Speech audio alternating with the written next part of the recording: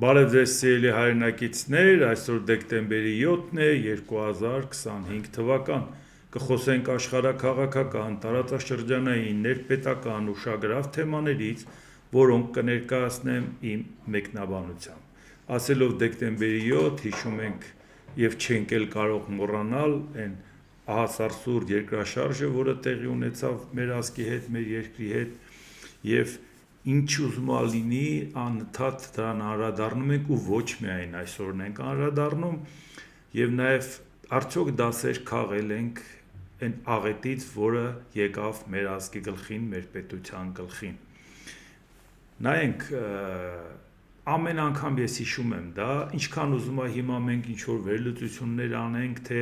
Վրաստանը այս հարցում մեր հանդեպ սխալ վարվեց, մենք այս հարցում ճիշտ էինք, հետո իրանք ճիշտ էին, մենք էինք սխալ, ամեն ինչ հնարավոր է քաղաքական գնահատական տալ եւ նորմալ է դա, խնդիր չկա, բայց միշտ ես հիշում եմ, որ դեկտեմբերի 7-ին վրացիները առաջինը հասան օգնության եւ իհարկե վրացական համարներով մեքենաներ նաեւ հայերն էին եկել Վրաստանից, բայց ես հային ու վրացուն տարբերում եմ, առաջի օգնության գալու, նրանք սնունդ էլ բերեն, հագուստ, հնարավորին սահմաններում կարողանային հիվանդներին տեղափոխեին, դա տեսնել էր պետք ու դա երբեք չի անցնի, ինչ ուզում կատարվի, դա ասենց ուղեղի մեջ տպված է,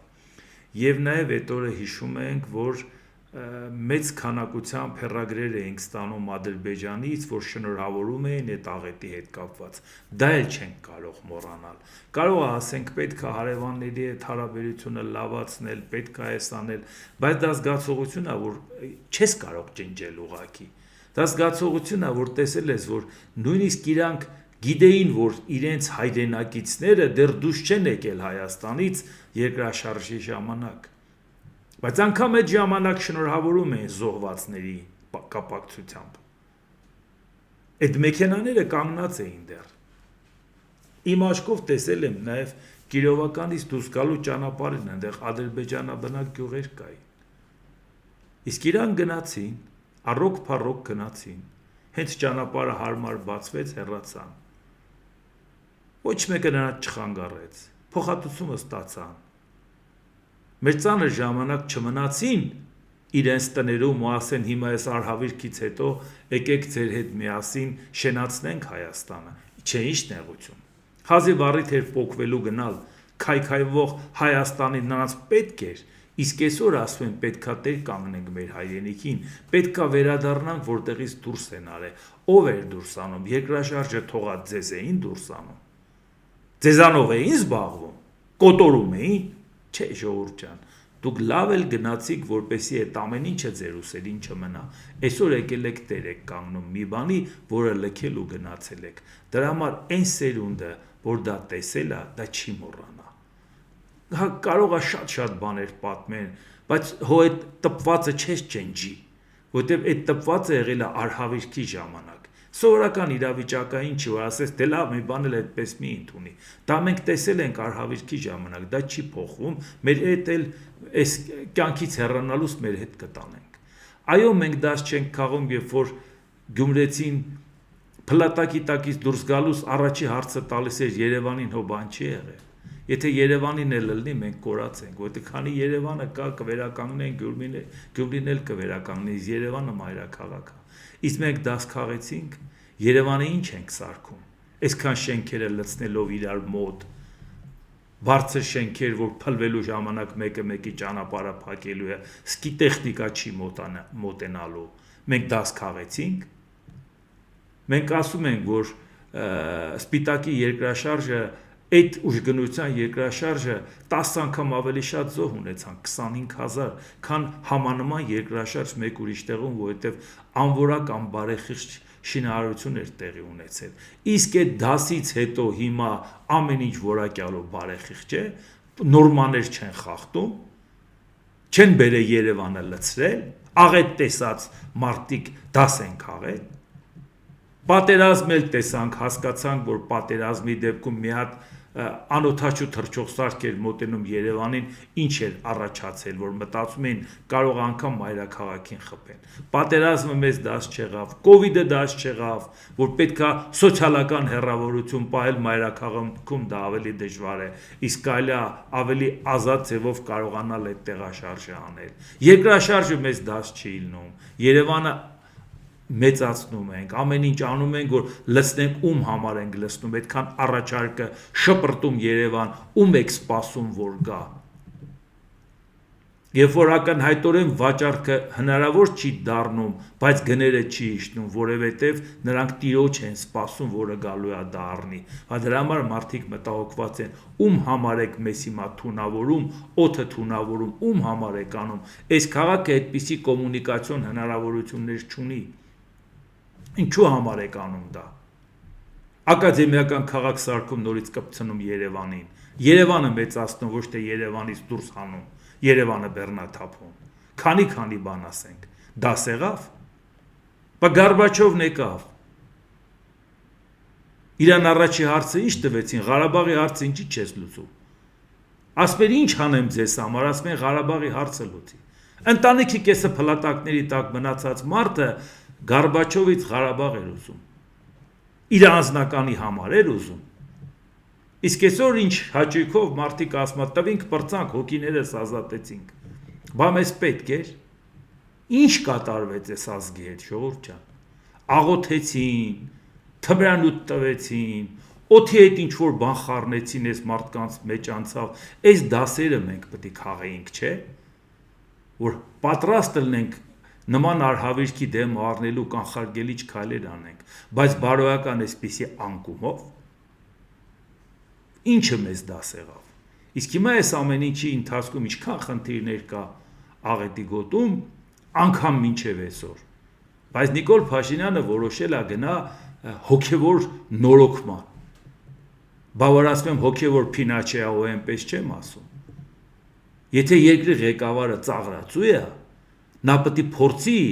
անգամ եկեղեցին դարձնել շապիտո, շրջիկ կրկես, նույնիսկ աղետի տարելիցին, ապշելու բանա ժողովուրդ ջան, հետը տանում ես մարդ, որ տանես ընդեր ջումլեցուն չթողես մտնի եկեղեցի, ինչ հարածդ, ինչն ես նորոգում, Կճոյանով ինչն ես նորոգում, Էդ է հոգևոր նորոգումը, օֆշորային սկանդալի մեջ թաղված, որ միջև այսօր չի մաքրվել, բայց չեք բացահայտում, որովհետև կոմպրոմատը Կճոյանի վրա ունեք, որ ձեզ ծառայի, բա ոնց բացահայտեք, բա որ բացահայտեք էլ ոնց ձեզ ծառայի, չգիտեք դրա մասին, նրա ամբողջ արածները չգիտեք, կոռուպցիոն ամբողջ խնդիրները մեր վարչապետներից մեկի հետ շատ մտերիմ հարաբերությունների պարագայում չգիտեք։ Այս ձևով չեն հարցերը լուծում։ Եվ երբ որ մենք նայում ենք, սա արդեն դեգրադացիայի այնպիսի մակարդակ է, որ ասենք Գարեգին երկրորդի վարկանիշը փրկել գործնականում հնարավոր չի։ Բայց այս ատելությամբ, որ Փաշինյանը հարձակվում է, այն էլ Կճոյանով Գարեգին երկրորդի վրա, հասարակությունը սկսում է Գարեգին երկրորդին պաշտպանել, բայց ինչի է ինքը դա անում, չի հասկանում, որ Գյումրի գնար ատելություն է սերմանելու, Գյումրի գնար այդ ձևով, ոստիկաններով գնար, մարդկանց չթողեր, բա ինչի է անում, որտեվ ասում է ձեր ձայները ինձ պետք չի, ես վարչական ռեսուրս ունեմ ու ամեն ինչ կանեմ, մի մասին իհարկե ռուսամետներին կասեն գործակալ են, նրանց գործը հեշտ է, մի մասն է, որ կուզենան իրական այլընտրանք ձևավորեն, հազարով մի ձև կա պոչներին նստելու, հեռախոս լսելու, ֆինանսական փոխանցումներ կանխելու, հազարով մի բան անելու, էլ ինչ իմաստ ունի մտածենք ժողովրդի ձայնի համար, եթե վարչական ռեսուրսը մեզ բավարար է։ Այս ձևով ենք գնում ընտրության։ Բարոյական այսպիսի անկումով, ոնց որ տեղի ունեցավ այսօր Գյումրիում։ Այսօր նաև դեկտեմբերի 7-ին 1941 թվականին մի իրադարձություն եղավ, որը ուղղակիորեն կապվում է նաև այսօրվա իրադարձությունները թե ինչա կատարվում աշխարհում, դրա մասին եմ ուզում նշել, Ճապոնիան հարձակվեց ամերիկյան բազայի վրա Փիր Խարբլի վրա 41 թվականի դեկտեմբերի 7-ին եւ ստիպված Ամերիկայի Միացյալ Նահանգները հաջորդ օրը այլևս պատերազմ հայտարարեց Ճապոնիային։ Պատերազմ հայտարարեց նաև Մեծ Բրիտանիան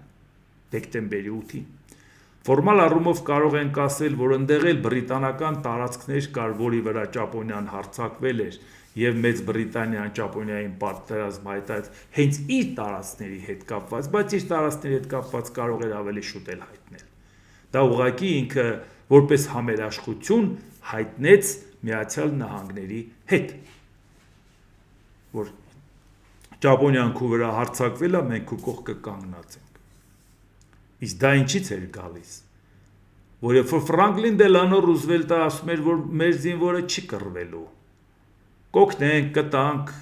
փողով կօգնենք, տեխնիկայով կօգնենք, սննդով կօգնենք, բայց մեր զինվորը վստահ եղեք, որ չի կռվելու։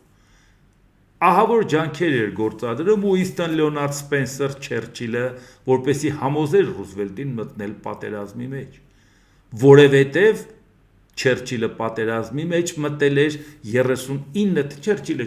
Մեծ Բրիտանիան պատերազմի մեջ մտել էր 39 թվականի սեպտեմբերի 3-ին, հենց սեպտեմբերի 1-ին, երբ որ Գերմանիան հարձակվեց Լեհաստանի վրա, որովհետև ինքը հիշեց այն խայտառակությունը, որը իրենք կատարեցին 38 թվականի Մյունխենյան գործարքը, որ դրեցին Չեխոսլովակիայի տարածքի մի մասը տվեցին Սուդետները տվեցին Գերմանիային, որից հետո հասկացան, թե ինչ խայտառակություն արեցին իրանք, որի արդյունքում ձեռքերը ազատեցին Հիտլերի։ Դրա համար ինքը ստիպված սեպտեմբերի 3-ին պատերազմ հայտարարեցին Գերմանիային, բայց մեկը ակտիվ գործողություններ չկար առանց Միացյալ Նահանգների աջակցության, եւ դրա համար խնդրում էր Ռուզվելտին, որ օգներ, եւ Ռուզվելտը չէր պատրաստվում օգնել։ Ու կարող է շատերին կոռեկտ չթվա, բայց երբ որ Փիր Խարբլին խփեցին, Չերչիլը ուրախացած ասեց մենք հաղթեցինք։ Ուրախացած, այո, որովհետև մտածեց, որ Ամերիկան այլևս չի խուսափի պատերազմից։ Պատերազմի մեջ Ամերիկան որ ներքաշվի, նշանակում է իրոք կհաղթեն։ Այդպես էլ եղավ, ինչպես Չերչիլը այդ օրը ուրախացավ, որովհետև պատերազմը հայտարարեց Միացյալ Նահանգները, Մեծ Բրիտանիան էլ, բայց չմոռանանք 11-ին դեռ դեկտեմբերի 11-ին հենց Միացյալ Նահանգները Ճապոնիային պատերազմ հայտարարեց, դեկտեմբերի 11-ին Գերմանիան ու Իտալիան պատերազմ հայտարարեցին Ամերիկայի Միացյալ Նահանգներին, նոր իրանք ստիպված պատասխան պատերազմ հայտարարեցին Գերմանիային եւ Իտալիային։ Այդքան թույլ էր Միացյալ Նահանգների դիրքերը, որին կարող էր Ճապոնիան հարվածել, որին կարող էր պատերազմ հայտարարել համերաշխություն հայտնելով Ճապոնիային, Գերմանիան ու Իտալիան։ Այն դեպքում, երբ որ Մեծ Բրիտանիան այո պատերազմ էր հայտարարել Իտալիային 40 թվականի հունիսի 10-ին, դե հաշվի առնենք, որ նաև նրանք էլ իրանց էին հայտարարել, այսինքն Մեծ Բրիտանիան ստիպված էր դրա մեջ ավելի շուտ ներքաշվել, բայց մենակ էր մնացել։ Հիմա ես ասում եմ նրա համար, որովհետև դրանից էլ դասեր քաղելու խնդիր կա այսօրվա իշխանությունների համար, որ իրանք մտածում են, որ ավելի լավ է խաղաղության գնանք, ավելի լավ է էս անենք, մեր զինվորը չկռվի, քաշվենք մեր խնդիրները լուծենք, նայեք պատմությունը եւ տեսեք դա այդպես եղավ, թե չէ։ Ռուզվելտն էլ էր այդպես ուզում, պատերազմի մեջ չներքաշվեց, շատ-շատերը չեն պատկերացնում, որ այն պատերազմը, որը Միացյալ Նահանգներն ու Բրիտանիան իր վրա վերցրեց, խորհրդային միության սերունդը լրիվ ուրիշ պատմությամբ է սովորել։ Այդ մենք ասենք փորձել ենք ուրիշ տեղերից, այստեղից, այնտեղից բան լսենք, որ իմացել ենք այն ծովային պատերազմ, հազարումի հարցեր, որ իմացել ենք աֆրիկյան արշավանքը Ռովելի բանակի դեմ, այդ ամեն ինչը թույլատնում էր հենց Գերմանիային խորհրդային միության դեմ, հանում էր շարքից նրա տեխնիկան, նրա սուզանավերը, նրա նավերը, այդ ամեն ինչը մի հսկայական բեռ վերցրեցին իրանց վրա Միացյալ Նահանգները պատերազմի մեջ մտնելով, այդ ամբողջ ռեսուրսը ծախսում էր իրանց դեմ կռվելու վրա, եւ այդ արդյունքում անգնահատելի էր Միացյալ Նահանգների դերակատարությունը հաղթանակի մեջ, բայց եւ միևնույն ժամանակ այդ զգուշավորությունը, որ դուք իրար կերեք, եթե կողքից կօգնեմ։ Կյանքը ցույց տվեց, որ եթե դու հետ ես քաշվում քո մասին մտածում, քո վրա հարձակվում են։ Այն աշճանի լկտի անում են, որ քեզ պատերազմ են հայտարարում։ Հիմա միշտ դժվար է պատկերացնել, չէ՞ որ Իտալիան ու Գերմանիան կարային Միացյալ Նահանգներին պատերազմ, այդ հետո ոնց թե մեր Ճապոնիային պատերազմ հայտարարեց։ Դժվար է մտածել, բայց դա այն ժամանակներն էր։ Իսկ այդ պատերազմից Ամերիկան դուրս եկավ ամենահզորը։ Դուրս եկավ մի պարզ պատճառով դեպրեսիայի մեջ ընկած պետություն էր, հո չենք մոռացել։ Ռուզվելտի այդ ժամանակաշրջանը դեպրեսիայի մեջ էր, մեծ դեպրեսիա Ամերիկայի Միացյալ Նահանգները։ Այդ վիճակում էր, որ նրանք կարային հաշվի չնստեին նրա հետ, հարձակվեին Ամերիկայի վրա, բայց ինչ պետություն դուրս եկավ։ Հիմա այսօրվա իշխանությունները ասում են, չէ, Ժորժ ջան, նորից հետ են քաշվում, բայց դրա համար հիշացրեցի նաև դեկտեմբերի 7-ը իրենց համար։ ԱՄՆ պատերազմի նախարար Փիթ Հեքսեթը հայտարարել է. Բայդենի վարչակազմն ավելի շատ մտահոգված էր Ուկրաինայի սահմաններով, քան սեփական։ Տեսեք ինչ է ասում, հեսա կասեմ։ Հեքսեթն ընդգծել է, որ Թրամփի թիմը մտադիր է հեռանալ նախկին ռազմավարական մոտեցումներից եւ կենտրոնանալ ներքին առաջնահերթությունների վրա։ ԱՄՆ-ն այլևս չի շեղվի ժողովրդավարության կառուցմամբ, անորոշ պատերազմներով, ռեժիմի փոփոխությամբ կամ կլիմայի փոփոխությամբ, այլ գործնական կոնկրետ ամերիկյան շահերը կդնի առաջին տեղում։ Սա ամենակատաստրոֆիկ մոլորությունն է, որի մեջ ընկել է ընդհանրապես վերջերս որ քաղաքական մեկնաբանը Fox News-ի,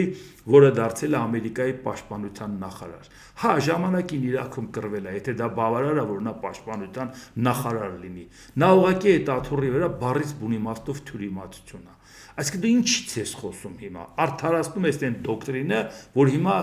հրճակեցին, հա։ Նախ ասում եք Բայդենն այնքան թույլ էր, որի պատճառով Ռուսաստանը պատերազմ սկսեց։ Մինչև մետ էիք ասում։ Հիմա ասում եք Բայդենի համար ավելի շատ մտահոգված էր Ուկրաինայի սահմաններով, քան սեփական։ Այսինքն Բայդենը կռիվ տվող էր։ Մի քիչ լավ պինդ կռիվ տվող չէր, Էդ էլ իր մեղքն էր, որի պատճառով էլ ընտրություններին պարտվեցին, որտեղ այն ներքին խնդիրները, որ առաջացել էր իրանց լիբերալիզմի պատճառով, որ չափահանցել էին, գոնե արտաքին մեծ հաջողություն պետք է ունենային, որը չունեցան, զգուշավորություն հանդես բերեցին, դրա մասին շատ են խոսել, բայց հարցը ուրիշ է։ Հեքսեթը խոստովանում է, որ Բայդենը իր համար Ուկրաինայի սահմանն ավելի կարևոր էր, քան իր սեփական։ Այտենց չի, որ իր սահմանն պակաս կարևոր էր։ Եթե կռիվը տալիս ես Ուկրաինայի սահմանի համար, քո սահմանը անխոցելի է, ով պետք է քո վրա հարձակվի։ Իսկ եթե դու հետ ես քաշում, ասում ես ոչինչ չի հետաքրքրում, Ճապոնիան հարձակում է Բիլխարբելի վրա, բայց այդ օրինակը ինչի համար բերեցի։ Իսկ այսօր այս կարգի մտածելակերպը պաշտպանության նախարարի դա նայեմ այս պրոֆեսիոնալ մակարդակը ահավոր ընկած է, ով որ համամիտ է Տրամփի հետ, նա էլ կաշխատի, վերջ։ Մակարդակը ահավոր ընկած է, բայց ժամանակին պետական մտածելակերպը նաև գնահատվում էր, չէ։ Նախարարից էս չէր, որ պահանջվում էր, որ դու ինչ ասել ես, բեր մենք այդ անենք։ Ամերիկայի Միացյալ Նահանգներին պատկերացնես, ասես ոչ մեկի հետ գործ չունենք, մենք sense քաշվում ենք, մեր գործերով ենք զբաղվում։ Ամերիկայի ամբողջ քաղաքական կշիռն է որոշել, որ ինքը աշխարհի ամենահզոր տնտեսությունն ունի։ Ուրիշ ինչ պատճառ կարող է բերի Փիթ Հեքսեթը քաղաքական մեկնաբան։ Կարա ասի ուրիշ պատճառ։ Երկու օվկիանոսով կտրված Ամերիկան ո՞նց է աշխարհի ամենահզոր տնտեսությունը։ Եթե նա աշխարհի վրա ազդեցություն չունենա։ Տղեկ ջան, մտածելը չի խանգարում, չէ։ Իսկ Ամերիկան պրոֆեսիոնալներին գնահատել է։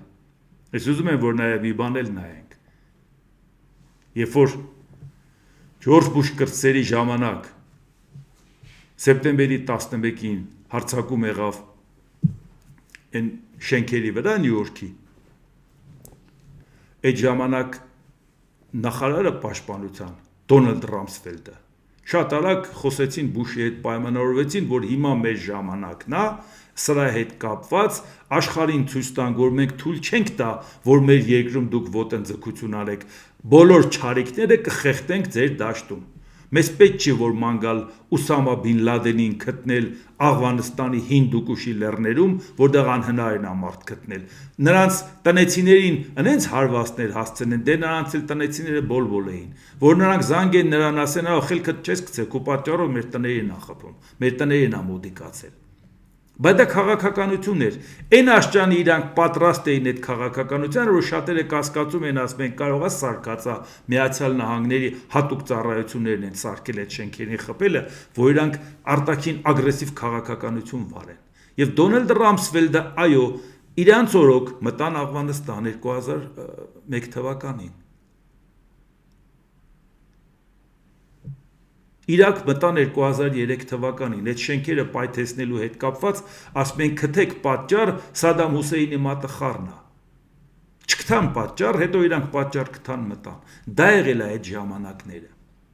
Բայց այդ ժամանակ, երբ որ անգամ 2006 թվականի շատ դուր սկանդալի պատճառով Ռամսֆելդին ասում էին, որ պետք է հրաժարական 10 անգամ գեներալները դուրս էին եկել նրա դեմ։ Ասում են ինքը պետք է գնա, ինքը շատ հարցերում շատ սխալ քաղաքականություն է վարում։ Ջորջ Բուշ կրտսերը կանգնեց ու ասեց դեկտեմբերին ընտրությունների ժամանակ 2006 թվականին միջանկյալ ընտրություններն էր Սենատի եւ Կոնգրեսի ընտրություններն էր։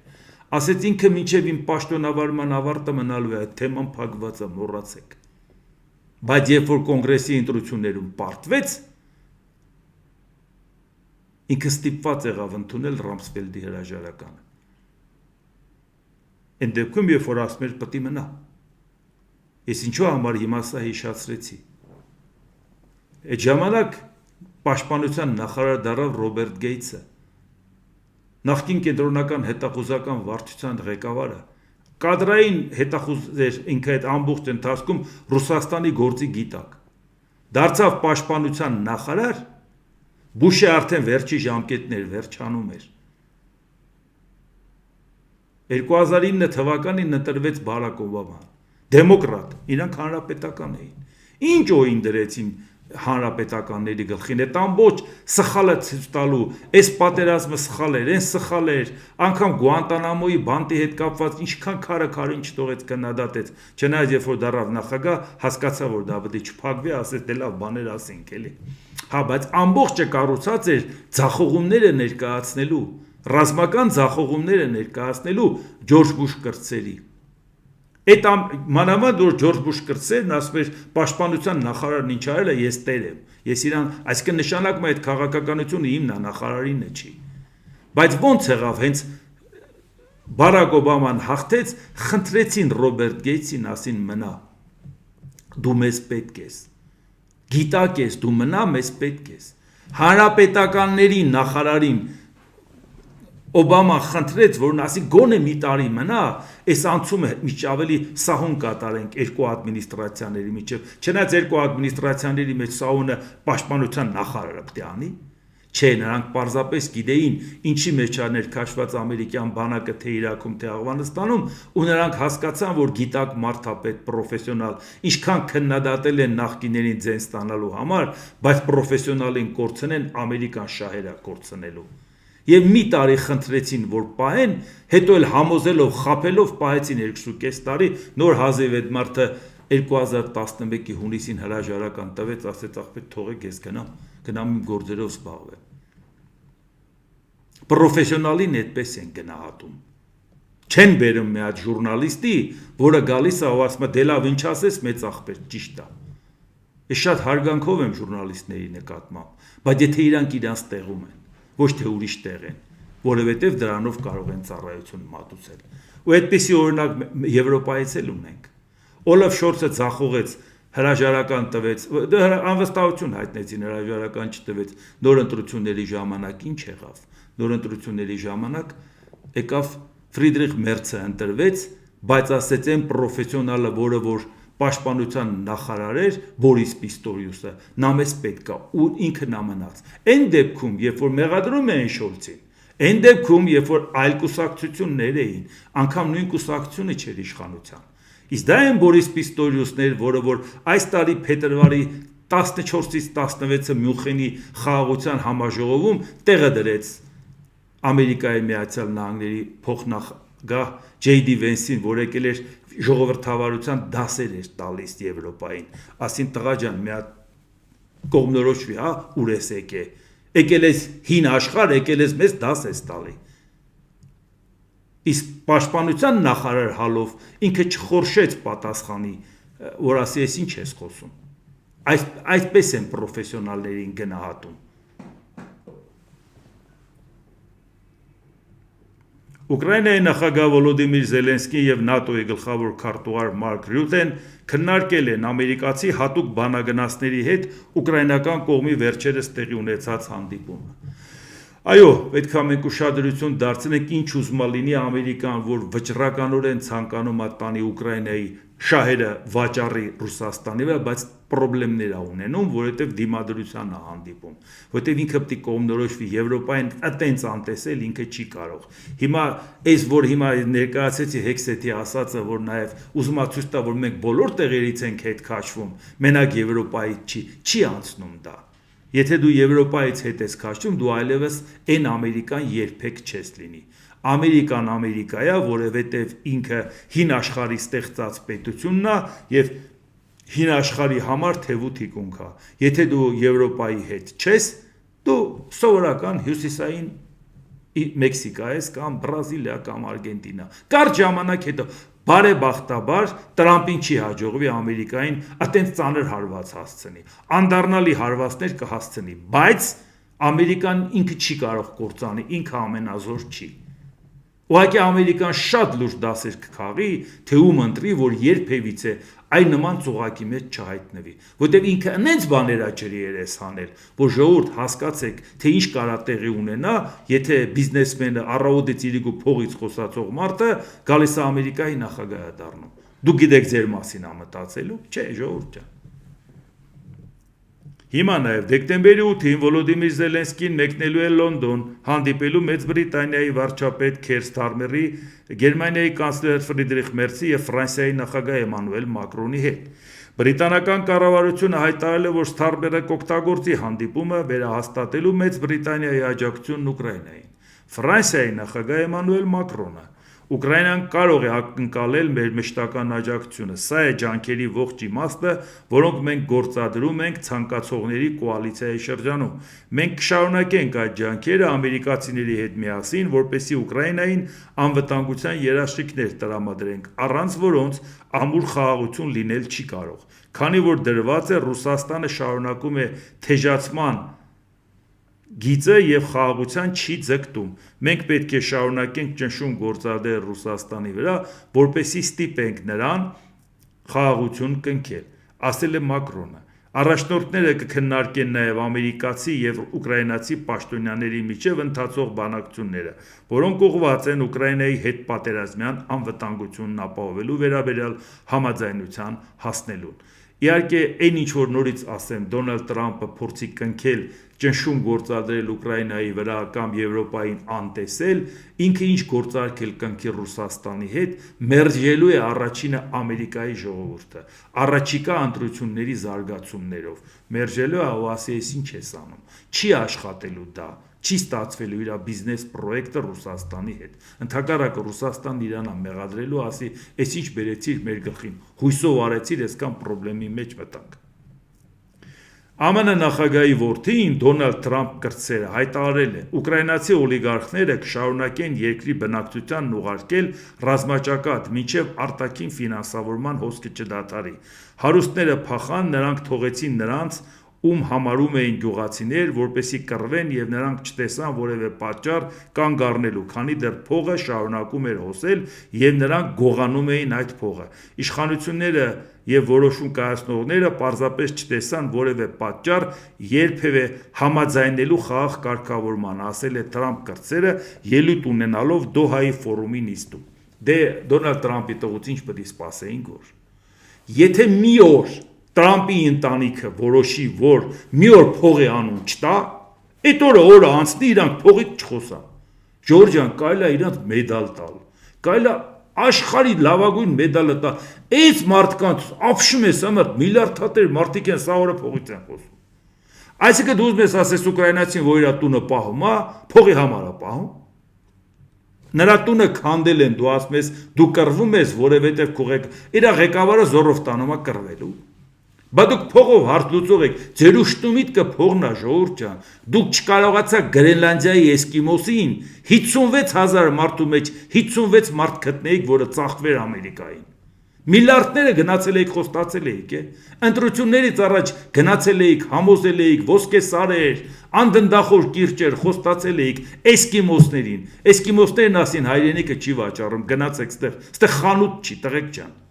Գնացեք։ Այդ խայտարակությունը չտեսակ, որ մարդկանց համար հայրենիքը փողից վեր է ժողովուրդ, այտենց բան լինում է, հասկանում եք, պատահաբար այտենց բան լինում է։ Այս մարդիկ չեն հասկանում։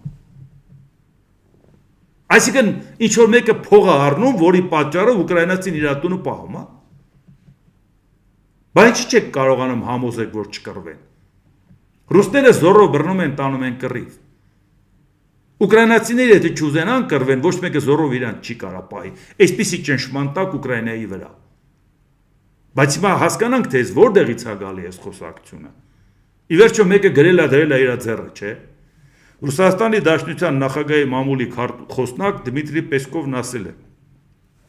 Ռուսական ակտիվների արգրավումը Եվրամիությանը թույլ կտա ևս մի քանի տարի ուկրաինացիներին սպառել որպես փամփուշտ։ Հիմա հասկացաք որտեղ են գրում ճառերը, Տրամպի ճառերը որտեղ են գրում։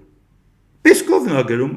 ինչ կա չհասկանալու։ Հետո ասում են, բա ով է մեզ կասկածում Ռուսաստանի հետ բաների, խաղերի մեջ։ Ժողովուրդ ջան, կասկածելու բան չկա, վերցրեք կարդացեք։ Պեսկովի գրածը թարգմանել եք էլի։ Իսկ հիմա Ռուսաստանի նախագահի օգնական Յուրի Ուշակովը մեկնաբանելով Ռուսաստանի նախագահ Վլադիմիր Պուտինի եւ ԱՄՆ նախագահի հատուկ ներկայացուցիչ Սթիվ Ուիթքոֆի հանդիպման արդյունքները ասել է. Միացյալ Նահանգներն այժմ ավելի լավ է հասկանում Ռուսաստանի դիրքորոշման տրամաբանությունը։ Դա հաստատ է։ Ոգևորված էլ նաև ասում է եկան հանդիպեցին բանագնացները Պուտինին ասին եթե Տրամպը խոստանա դա երկաթյա է հանգիստ տեղի հենց եթե վերջնական խոստացա իմացի ինչ խոստացել է այդ բոլորը կանի եւ շատ ոգևորված են որ իրան ցանկացած ասածը Տրամպը ընդունել է Տրամպը դրա տակից ոնց է դուրս գալու մի օրում այդ հարցերը չի լուծվել եթե նույնիսկ պատերազմը կանգնեցնեց Ռուսաստանի Դաշնության նախագահի մամուլի քարտուղար Դմիտրի Պեսկովի խոսքով Կրեմլը Թրամփի վարչակազմի կողմից ազգային անվտանգության ռազմավարության փոփոխությունը, որը Ռուսաստանն այլևս չի անվանում ուղղակի սպառնալիք, դրական քայլ է համարում։ Դա էլ այդ վերջի դոկտրինն էր, էլի, այլևս Ռուսաստանը իրանց համար սպառնալիք չի։ Բայց ումից եք վախեցած, ասում եք մեր սահմանների մասին մտածենք, Մեքսիկան է ձեր վրա հարձակվելու, թե Կանադա։ Ում վրա եք կասկածում։ Իսկ հիմա Մեդվեդևն ինչ է ասում, տեսեք ռուսները բլբուլ են կտրել, բա ինչ պետք է անեն։ Ռուսաստանի Դաշնության անվտանգության խորհրդի փոխնախագահ Դմիտրի Մեդվեդևը մեկնաբանելով ԱՄՆ ազգային անվտանգության թարմացված ռազմավարությունը գրել է. Ամերիկացիները շարունակում են վարժեցնել խելագարված Եվրամիությանը, բնականաբար նրա համար, որ հիվանդ կենդանին հիշի, թե ով է կրկեսի իրական տերը։ Այդ ռազմավարությունը փոքր պատուհան է բացում Մոսկվայի եւ Վաշինգտոնի երկխոսության համար։ Ասա է նրանց հույսը, որ այդ ամեն ինչը անեն Մոսկվայի Վաշինգտոնի հետ երկխոսություն, բայց Վաշինգտոնի ադմինիստրացիան փոխվեց, այն ինչ որ պայմանավորվել է ջրվելու է, որտեղ հնարավոր չի որ հաջորդը գա շարունակի Տրամպի քաղաքականությունը։ Ուղղակի դες բան հնարավոր չի։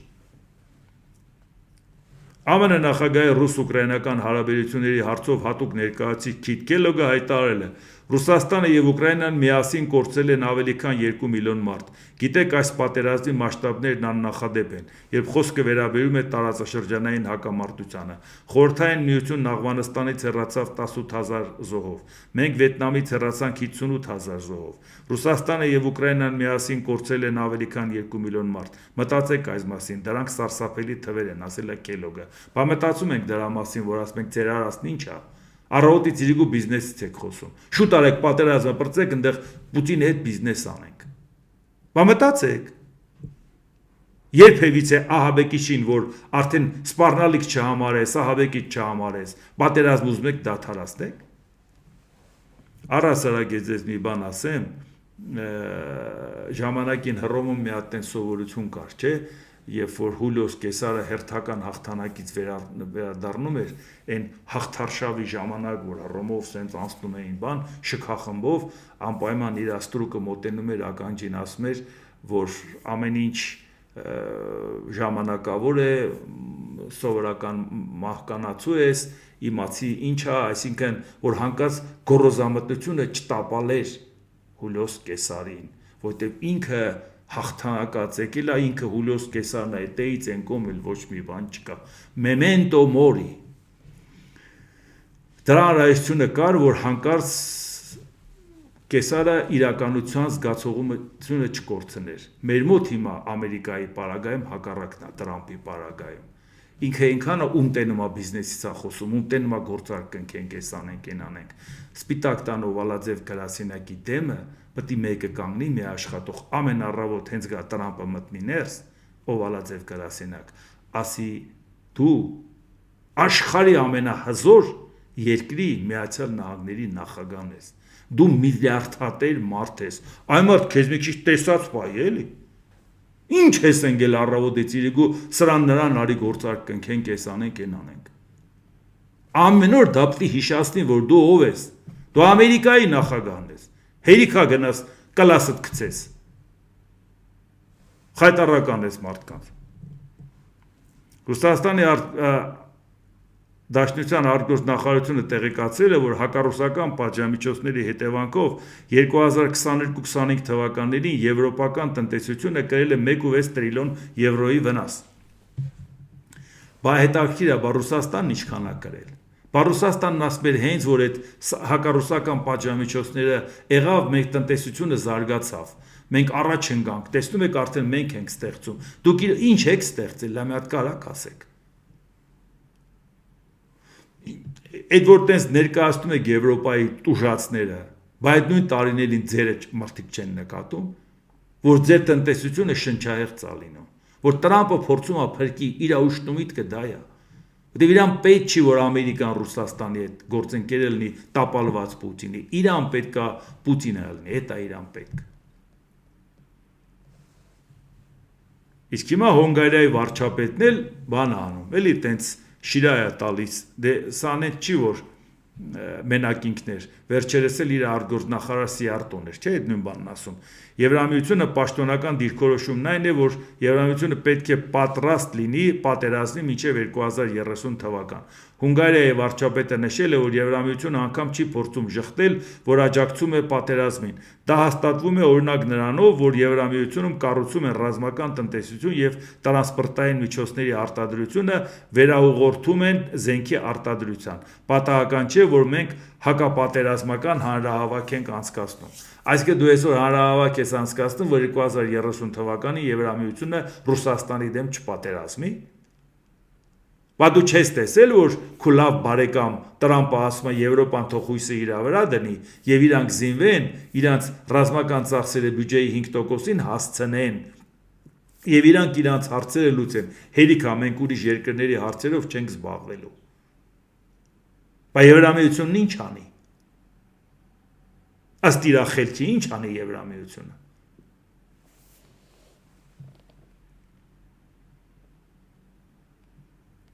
Եվ գիտեք հարցը որն է, որ Իլոն Մասկը դե վերջերս քանի որ սանկցիաներ կիրառում էին իր վրա, դուգանել էին, խառնվել էր իրար, հիմա Եվրոպային էր մեղադրում, մի հատ էլ ինքը ԱՄՆ փոխնախագահ J.D. Vance-ը կարող է դառնալ երկրի հաջորդ նախագահն 8 տարով, հայտարարել է Իլոն Մասկը։ Ըստ աղբյուրների մասն այս մեկնաբանությունն արել է ԱՄՆ կառավարության արդյունավետության դեպարտամենտի նախկին եւ ներկա աշխատակիցների հետ հանդիպման ժամանակ։ Իհարկե դա իր երազանքն էր, որ J.D. Vance-ը դառնա Ամերիկայի Միացյալ Նահանգների նախագահ, ինքը դեռ այդ սկզբից էր ուզում։ Նա ամեն ինչ անում էր, կարծում էր ինքը ամենազոր է, որ հասնի նրան, որ Դոնալդ Տրամպը impeachment-ի ենթարկեն, Տրամպը գնա, դա որտեղ միակ շանսն էր, որ Վենսը հետագայում դառնար նախագահ։ Ինքը փոխարիներ Տրամպին, իսկ գործող նախագահը արդեն շատ հեշտ է առաջադրվում կուսակցության ներսում երկրորդ ժամկետի համար։ Իր ուշնու միտքը դա էր, բայց իրան չհաջողվեց տապալել Տրամպին, Տրամպը հասկացավ, որ գլխին սարքում են։ Իսկ հիմա դեռ այնուամենայնիվ ինքը հույս ունի, որ Տրամպից հետո գալու է J.D. Vance-ը, որտեղ համարում է դե անփորձ տղա է, իր հետ շատ հեշտ է, փողը գտա, կամպանիան կկազմակերպի, ոնց ուզի նա իր ուզածը կանի, ոնց որ ինքը ուզում էր Տրամպի հետ կապված անի, որ ինքը մտածում է դե առել է այդ պաշտոնը, ոնց ասի տենց պետք է լինի։ Բայց կյանքը ցույց տվեց, որ դա իր մոտ չհաջողվեց, էլի։ Ինքը խնդիրներ ունեցավ, հիմա մանագալի հաջորդին։ Դա անիրատեսական է, եթե Դոնալդ Տրամպը այսպիսի քաղաքականությունից հետո այդ ի՞նչն է շարունակելու J.D. Vance-ը։ բանը փոխնախագահը ի՞նչն է շարունակելու։ Փոխնախագահը այդպիսի ֆունկցիաներ չունի, որ նրա երկրի համար նա շատ կարևոր դեմքը լինի։ Իսկ եթե դու ասում ես արտաքին հարցերով չենք զբաղվում, երկրի ներսով ենք զբաղվում, J.D. Vance-ով է ամերիկացի ընտրողի համար, որ մի հատ էլ ընտրի, որպեսզի Տրամպի կուրսը շարունակի։ Հայկե մի բան էլ անդառնանք, երեք ուղղակի ժամանակ չեղավ, ԱՄՆ նախագահ Դոնալդ Տրամպը Ալիևին նամակ է ուղարկել, հարգելի պարոն նախագահ, շնորհակալություն եմ հայտնում վարչապետ Փաշինյանի հետ համատեղ նամակի համար, որով ինձ առաջադրում եք Նոբելյան խաղաղության մրցանակի, ես խորը երախտագիտություն եմ հայտնում այս հեղինակավոր մրցանակի համար, որը մեզ ոգեշնչում է շարունակել մեր կարևոր առաքելությունը։ Որպես Ամերիկայի Միացյալ Նահանգների նախագահ ես շարունակում եմ հանձնառու լինել աշխարհում հակամարտությունների դադարեցմանը եւ բոլոր մարդկանց համար խաղաղության ու բարգավաճման ապահովմանը։ Ձեր շարունակական գործունեության շնորհիվ մենք կհասնենք անհնարինին, կրկին շնորհակալություն եմ հայտնում ձեր շարունակական աջակցության համար։ Հիմա կասենք լավ, այս նամակը ինչ իմաստ ուներ գրել։ Նամակը իմաստ ուներ, որովհետև ինքը հապշտապ ուզում էր նենց աներ, որ խաղաղության Նոբելյան մրցանակի համար Հայաստանի վարչապետն ու Ադրբեջանի նախագահը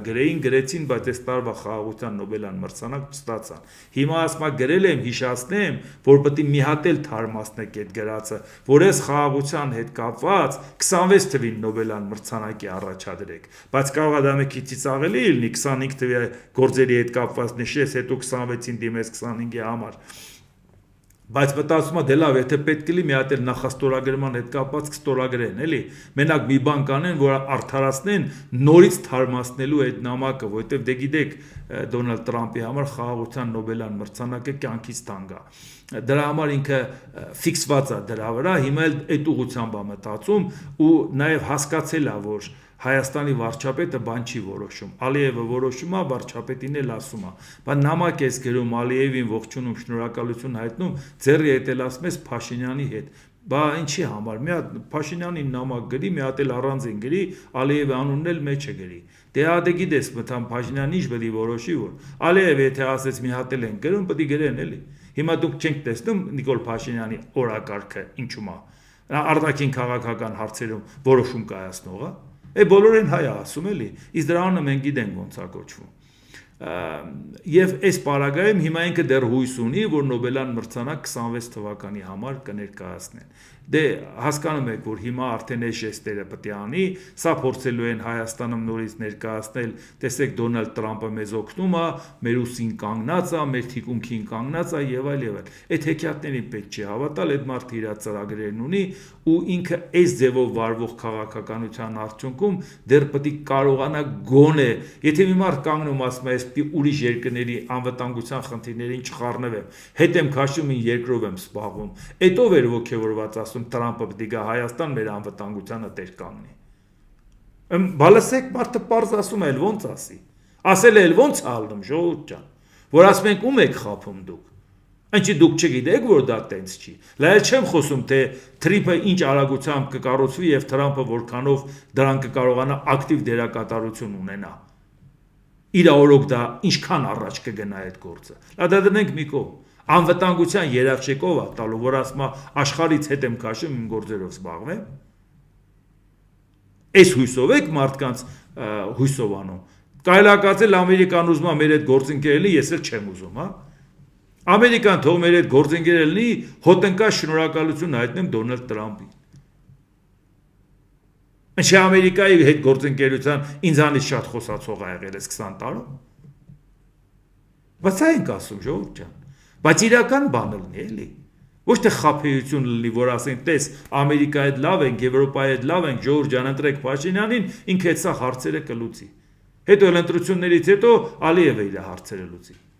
Սա է ժողովուրդ ջան խնդիրը, որը որ մեզ ստիպում է մտածել, թե մեզ ինչա սպասվում։ Ու եթե ներպետական այս ցնցումների մեջ Նիկոլ Փաշինյանը այդքան ռեսուրս ա դնում, դա մենակ նրանից չի, որ ինքը դա է շատ կարևոր։ Ուղղակի ինքը դրսի հետ կապված ինչ խոսա։ Բա որ խոսա վաղը հարցնեն, բա ինչի սենց եղավ, կամ ինչի սենց չեղավ, ինչ ասելու։ Սա է ժողովուրդ ջան, ինչքան որ